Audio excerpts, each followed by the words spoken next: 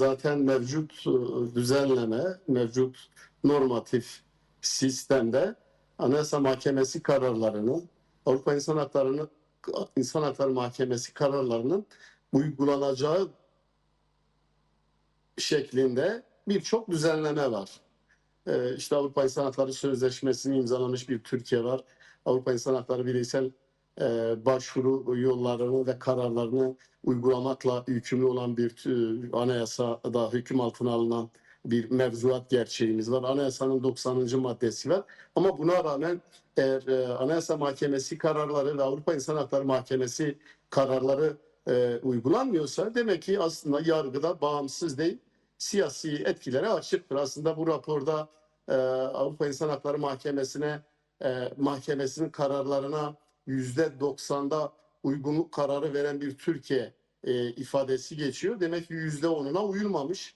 Bu da bir itiraftır. Ama bir yönüyle de aslında o %90 biraz gerçekçi değil. Şimdi Avrupa İnsan Hakları Mahkemesi'nin birçok kararı zaten tazminata ilişkindir. Tazminata ilişkin kararlar belki yerine getirilirken ama bir yandan Sayın Selahattin Demirtaş'ın 3 kez büyük daire karar verdiği halde halen cezaevinde tutuluyor olması aslında yargının ne kadar siyasi etkiye açık olduğunu ve Avrupa İnsan Hakları Mahkemesi kararlarının uygulanmamasının keyfiyetten kaynaklı olduğunu gösteriyor. Elbette ki bunun denetlemeleri yapılabilir. Bunu yargı bağımsızlığını daha çok kurumsallaştırarak, yapısal sorunlarını çözerek yapabilirler. Yine meclisin bir denetimi söz konusu olabilir. Yine bu Avrupa İnsan Hakları Mahkemesi'nin, Anayasa Mahkemesi kararlarının ilgililer tarafından yerine getirilmemesiyle ilgili çeşitli yaptırımlar ve tedbirler öngörülebilir. Bunlar yapılmadığı müddetçe aslında yargıda bağımsız olmadığı için keyfiyete dönüşebiliyor. Ahin Büyük Daire'nin 3 kez verdiği karara bile bir yerel mahkeme uymamazlık yapabiliyor. Bu sebeple bunların denetiminin yapılması gerekli. Mahkeme kararlarını yerine getirmeyen ilgili mercilerin de gerekli yaptırıma tabi tutulması bir denetim mekanizması olabilir. Yargı daha çok bağımsız olursa, yapısal sorunları çözülürse bu bir denetim sağlayabilir. Yine meclis, belki de sivil toplum örgütlerinin denetiminin olduğu bir kurulla bu sağlanabilir diye düşünüyorum. Değerli Güleç, sizin dün hazırlayıp kamuoyuna açıkladığınız raporda da aslında entegrasyon meselesine dair vurgular da vardı. Biraz aslında şuradan doğru sormak istiyorum. Biraz bu raporu da hazırlarken temel olarak aslında sürece dair sözünüzü de kurmuş oldunuz. Yani kendisini fesheden, silahları bırakan, çatışmasızlığı yani öngören bir şekilde adımlarını atan bir örgütün tekrar yeniden entegrasyona dahil edilebilmesi için nasıl yasal düzenlemeler yapılması gerekiyor? Sizin bu konudaki düşünceleriniz neler? Aslında biz bu raporu hazırlarken biraz dünya deneyimlerini de inceledik. Yine Birleşmiş Milletler'in çatışma çözümleriyle ilgili bir standardı var. O standartları da esas aldık. Evet, bizim önerimiz şu, aslında raporda da ifade edilmiş. Biz özel ve istisnai uygulanması gereken özel bir yasanın çıkarılmasından yanayız.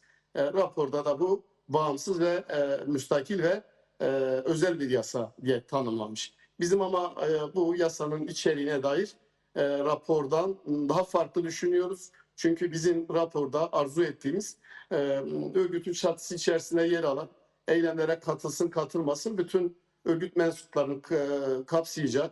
Yine geçmişte hakkında soruşturma açılanlar, kovuşturma açılanlar, cezaevinde tutulanların topyekün tekrar toplumsal, siyasal yaşama dahil olmaları sağlayacak bir yasadan söz ettik. Yine toplumsal uyumun sağlanması için istihdam edilmekten tutalım, siyaset yapma hakkına kadar birçok öneri sunuyor bizim özel yasada. Bunun gereklerinin yapılması için öneriler barındırıyor.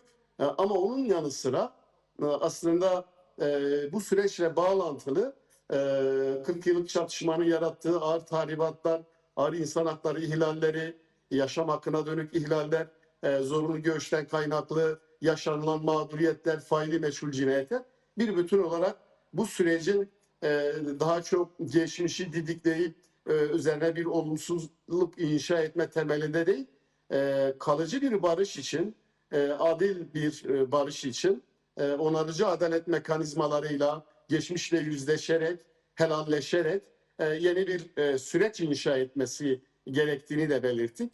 Ancak raporda bu yönüyle ciddi bir eksiklik var. Geçmişle yüzleşilmeden toplumsal barışın, kalıcı barışın inşa edilmesi çok zor. Biz bu özel yasa bağlamında bir de geçmişle yüzleşmesi gerektiğini ifade ettik. Ve bütün bu süreci izleyebilecek sivil toplum örgütlerinden, barolarından, hak örgütlerinden, kadın örgütlerinden oluşan sivil izleme kurullarının da oluşmasına ihtiyaç var dedik. Bu öneri olarak da bizim raporda var. Diğer bir konu ise aslında barış sürecinde ya da meclisin işte komisyon kurduğu süreçte nasıl ki biz işte gittik mecliste dinlendik, baro başkanları, hukukçular, akademisyenler, cumartesi anneleri, Diyarbakırlı anneler, barış anneleri nasıl dinlendiyse aslında bu sürecin ikinci aşamasında da bence bunların tekrar aktif, etkin rol alması gerekir. Onlardan oluşan işte hakikat uzlaşma komisyonlarıdır, helalleşmedir. Bütün bu önerilerimizi 62 sayfalık rapor şeklinde hem Sayın Meclis Başkanı'na hem de bütün siyasi gruplara gönderdik. Umarım dikkate alınır. Çünkü bu komisyonun hazırladığı rapor aslında kamu yapacak bir yetkisi yok. Daha çok yani öneri yapabilecek, danışmanlık yapabilecek bir rapor. O sebeple ilgili komisyonların bu raporu dikkate alacağını düşünüyorum. Bu aşamada söyleyeceğim bunlar. Teşekkür ediyorum.